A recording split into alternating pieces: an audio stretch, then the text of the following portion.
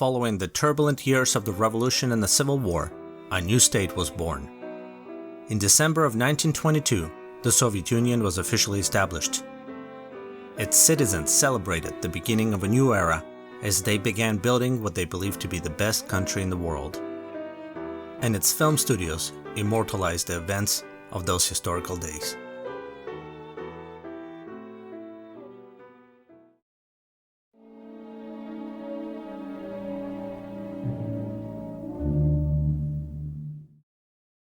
The new government dismissed everything that had to do with the old way of life and encouraged experimentation. A new generation of filmmakers followed. Sergei Eisenstein led the charge. At age 27, he released his first film, Strike.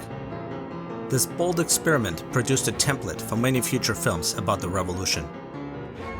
One of the several novel ideas he introduced was the lack of main characters. He argued that since the revolution was led by the masses, then the crowd of people should be the star of a film, not individuals. He also established the typical plot elements for such a film. In Strike, workers at a factory are oppressed by their greedy capitalist managers. After a fatal incident, the workers rise up against their bosses. The police arrive and they violently slaughter the workers along with their families. Eisenstein and his cameraman, Edouard Tisset, emphasized the plot with several unusual filming techniques. The film was one of the first to demonstrate the Soviet montage theory. The idea that filmmaking relies on careful editing and combining individual sequences into a new whole, something we take for granted today. It would be Eisenstein's second film, however, which would bring him worldwide fame.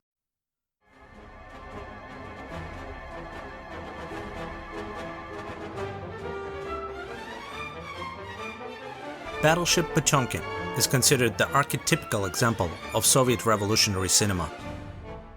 Eisenstein retells the story of a mutiny during the suppressed Russian Revolution in 1905. Sailors on a battleship refuse to eat rotten meat and rise up against the officers, taking over the ship and losing a comrade in the struggle. In the meantime, soldiers are called to disperse protesters in Odessa. In an iconic and often referenced scene, the soldiers march down the Odessa stairs, killing civilians. If the editing looks rather ordinary by today's standards, it is only because Eisenstein was one of the first to introduce these very conventions. The film also poses another question, one very important for its value as exemplary propaganda. Can a film make its audience believe in a description of a historical event, even if it never happened? And from a critical point of view, does it matter?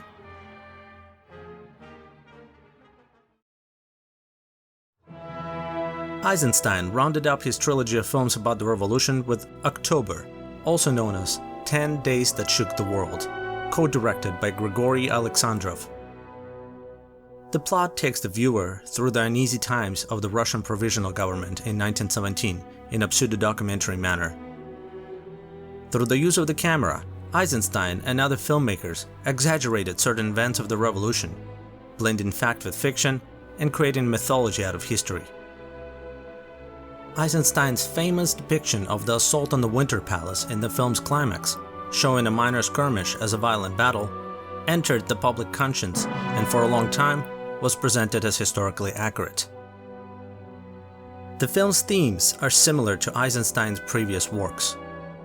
The director experimented with a new technique he called intellectual montage, particularly noticeable in October. The idea is that if several images are juxtaposed with each other in succession, the viewer will find an intellectual meaning behind these associations. Unrelated images flash on the screen. Provisional government leader Kerensky is shown next to Napoleon. Various religious images are compared to a primitive idol.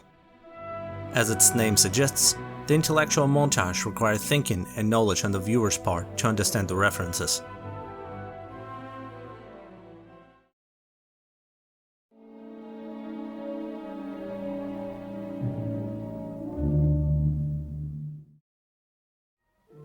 Eisenstein alone is not representative of his contemporaries. Other filmmakers, such as Vsevolod Pudovkin, concentrated on telling the story of the revolution through the eyes of individuals. In Pudovkin's Mother, an underground revolutionary, Pavel, played by prominent star Nikolai Batalov, is betrayed to the police by his mother, who thinks it's for the best. When Pavel is sentenced to prison, his mother, memorably played by Vera Baranovskaya, joins the revolution herself and participates in protests. As is to be expected from the genre, the uprising masses are violently suppressed by the government. Pudovkin's approach was to have each family member represent a social class. Pavel, the young and enthusiastic activist, faces his father, a lazy, government-supporting conservative. Pudovkin appropriately chose an age-old personification of Russia as a feminine, motherly figure to represent the country as a whole. As Pavel's mother is forced to take a side, so does the rest of the country. Along with Eisenstein's films, Pudovkin's Mother became a model example of the revolution genre.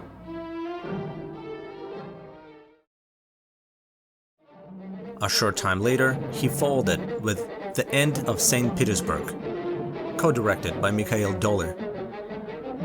It is a story of a young villager who comes to the big city to find a job, but instead becomes involved in a factory workers' strike, gets arrested, and ends up being sent to fight in the Great War. While most of the contemporary films portrayed large business owners as greedy and heartless, The End of St. Petersburg concentrates the viewer's attention with a prolonged montage, juxtaposing fervent stock market traders with ruthless battlefield images. Like Eisenstein's October, the film culminates in the unhistorical assault on the Winter Palace.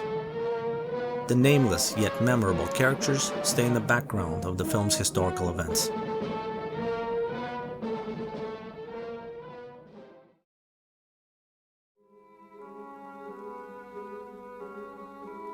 Pudovkin used an uncommon setting for his third revolution-themed picture, Storm over Asia, or, as it is also known, the heir to Genghis Khan.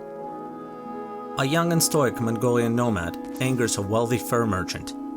His actions land him in trouble with the British occupation force. The hunter is ordered to be shot, although the soldier assigned to the task is visibly sympathetic. However, the officers change their mind when they mistake the nomad for a descendant of Genghis Khan. Hoping to turn it to their advantage, they dress and coach the nomad in an attempt to make him their puppet ruler. At a certain point, the hunter can take no more. This unusual film combines its anti-colonialist message with footage of authentic steppe dwellers and Buddhist ceremonies. What the film lacks in historical accuracy, it makes up in copious exterior shots.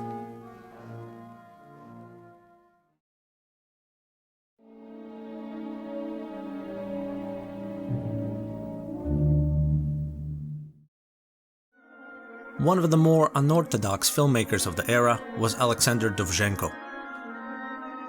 Working in Odessa, Ukrainian Republic, he abandoned the conventions and used a poetic approach to film, with abstract images, allegories, and symbolic characters.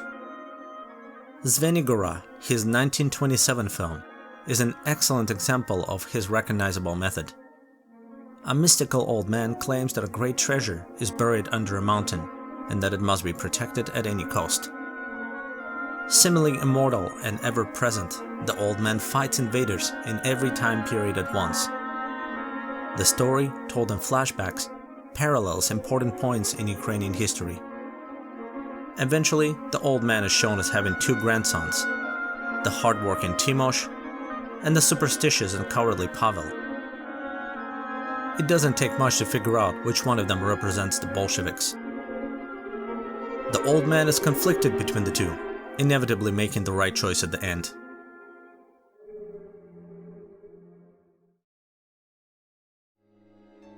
The allegorical visuals are further developed in the 1929 Arsenal.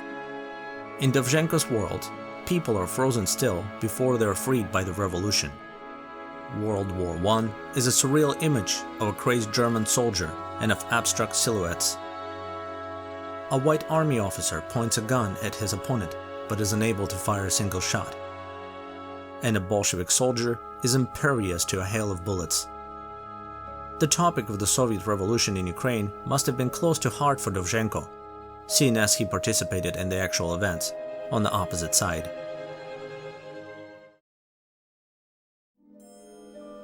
Earth, Dovzhenko's third film in this trilogy, might be his most metaphorical. The story takes place in a village during the Soviet industrialization period.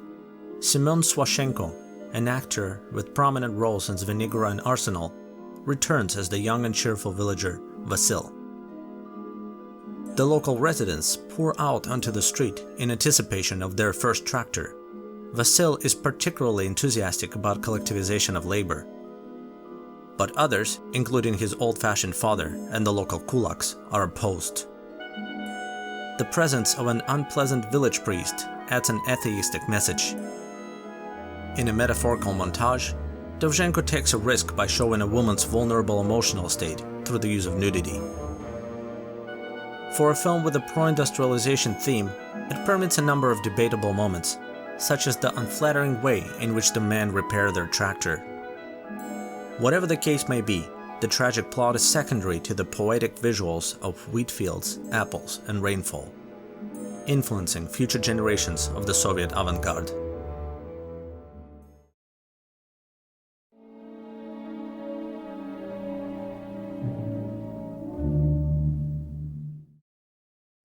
Director Friedrich Ermler had a style noted for heavy editing similar to his colleagues, but less reliant on metaphors and abstract imagery. His Fragment of an Empire takes place 10 years after World War I. An amnesiac soldier, skillfully portrayed by actor Fyodor Nikitin, lives without knowing his identity and is unaware of the events which took place since. After seeing a familiar face, his memories return in a flood of flashbacks. Images of a friendly enemy soldier and a tank driving over a surreal crucifix.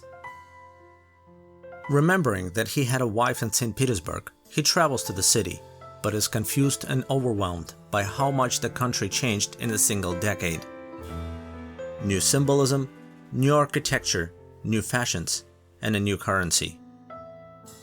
With some difficulty, the man eventually adapts to his new reality, even when not everyone around him has. With its depiction of a wistful, ruined capitalist, a drunk factory worker, and a spouse-abusing party bureaucrat, the film allowed gray areas not appreciated by the government.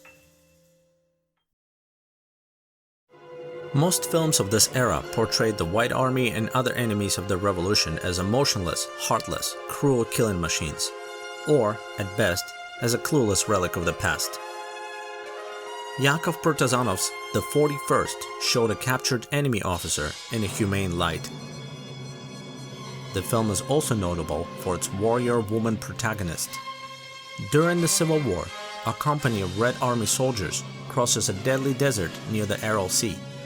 Among them is Marutka, a sharpshooter with 40 confirmed kills. During a skirmish, Marutka misses her target and a White Army officer named Vadim is taken prisoner. As the company traverses the sea in a boat, a freak storm causes Marutka and Vadim to be washed up alone on an uninhabited island. Stranded, the two develop feelings for each other, but their story could not end on a good note. Unorthodox for its time, The 41st foreshadowed a number of morally ambiguous Civil War films produced decades later.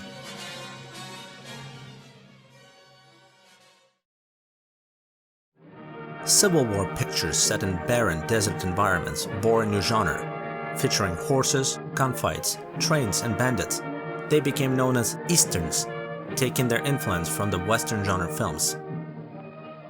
The Little Red Devils by Ivan Perestyani was one of the first such films.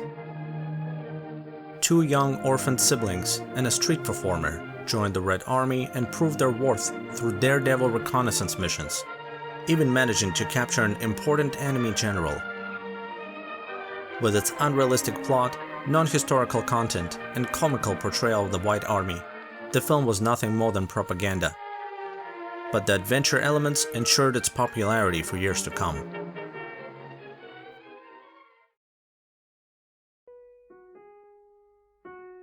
In the revolution-themed cinema, not even space was safe from communism. Yakov Protazanov's Aelita combines a domestic drama, and a science fiction adventure. Vaguely based on a novel by Alexei Nikolaevich Tolstoy, Aelita tells of Mstislav, an engineer who intercepts a mysterious radio message and builds a spaceship. After Mstislav's relationship with his wife deteriorates, he leaves for Mars with a couple of companions. Mstislav is greeted warmly by Aelita, the Queen of Mars. Realizing that the Queen is controlled by a dictator and that the Martians are enslaved workers confined to dungeons, the Soviet Earthlings organize an uprising in the best traditions of the Bolshevik Revolution. The film's convoluted plot and the disappointing ending are balanced by its memorable sets and costumes. The Martian palace is shown as a conglomeration of abstract geometric shapes, a fine example of constructivist art. Before the film's release, the newspapers printed the movie's cryptic radio message as if it was real, an early example of a viral campaign.